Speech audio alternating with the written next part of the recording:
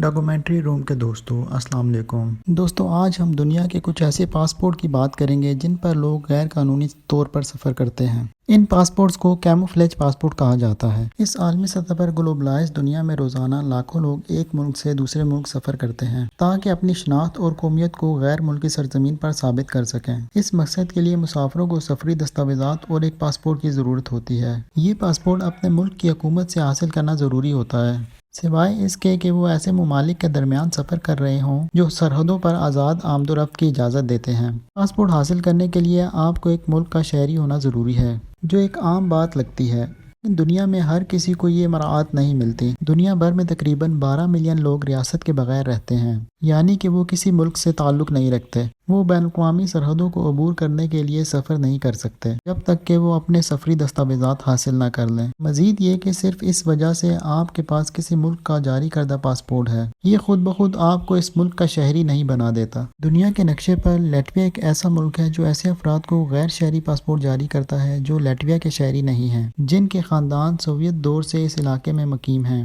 چند امریکی جزائر جن میں ساموا اور سووین شامل ہیں، ان میں پیدا ہونے والے افراد امریکی شہری نہیں ہیں، بلکہ امریکہ انہیں ایک قوم تصور کرتا ہے اور وہ امریکی پاسپورٹ بھی رکھتے ہیں، لیکن وہ وفاق یا کسی بھی ریاستی انتخابات میں ووٹنگ نہیں کر سکتے۔ شمالی کوریا کے عام شہریوں کو پاسپورٹ رکھنے کی اجازت نہیں ہے، حالانکہ وہ اس ملک کے شہری ہیں۔ پاسپورٹ کی دنیا میں مختلف قواعد اور تصادات کے درمیان 195 تسلیم شدہ خود مختار ممالک کی 200 سے زائد حکومتیں اپنے لوگوں کو پاسپورٹ جاری کر سکتی ہیں۔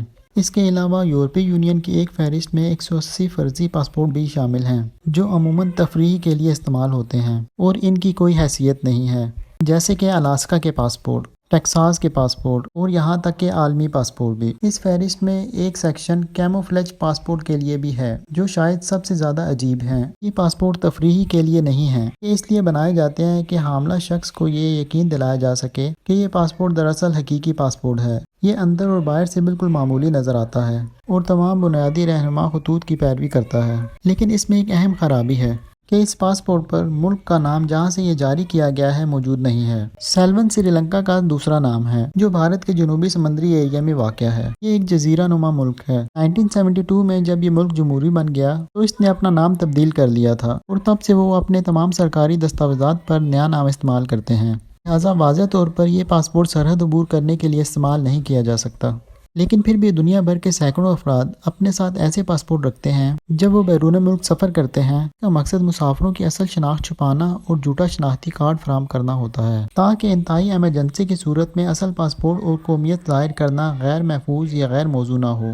دوستو فلیج پاسپورٹ کا تصور 1980 کی دہائی میں آیا، جب بہت سے مسافر روز بروز ہائی جیکنگ اور بین الاقوامی تشدد کا نشانہ بننے لگے۔ 1979 میں ایرانیوں نے امریکی شہری کو اس قومیت کی وجہ سے یرغمال بنا لیا تھا۔ 1985 میں ایک امریکی شہری کو ہائی جیکنگ کے دوران TWA فلائٹ 847 میں مار دیا گیا تھا، کیونکہ اس شہری کے پاس امریکی پاسپورٹ تھا۔ ان واقعات نے میڈینا وارکر کو کیموفلیج پاسپورٹ کی تخلیق کی ضرورت کا ادراک کروایا۔ آج کل کیموفلیج پاسپورٹ عموماً آن لائن فروخت کیے جاتے ہیں، جو زیادہ تر ان ممالک کے لیے ہوتے ہیں جو اب نہیں ایگزسٹ کرتے، جنہوں نے اپنا نام تبدیل کر لیا ہے۔ کیموفلیج پاسپورٹ کا مقصد یہ ہے کہ وہ چھوٹے اور دور دراز کے ممالک سے تعلق رکھنے والے شخص کا تاثر دیں، تاکہ ایئرپورٹ پر کسٹمز، امیگریشن یا پولیس افسران کو یہ یقین ہو سکے کہ وہ ایک کسی غیر اہم ملک سے آیا ہے اور وہ ایک غیر قانونی مسافر نہیں ہے۔ تاہم کیموفلیج پاسپورٹ کا استعمال قانونی پیچیدگیاں پیدا کر سکتا ہے، خاص طور پر 9/11 کے بعد امریکہ نے اس قسم کے پاسپورٹ کی فروخت اور ملکیت کو محدود کر دیا تھا۔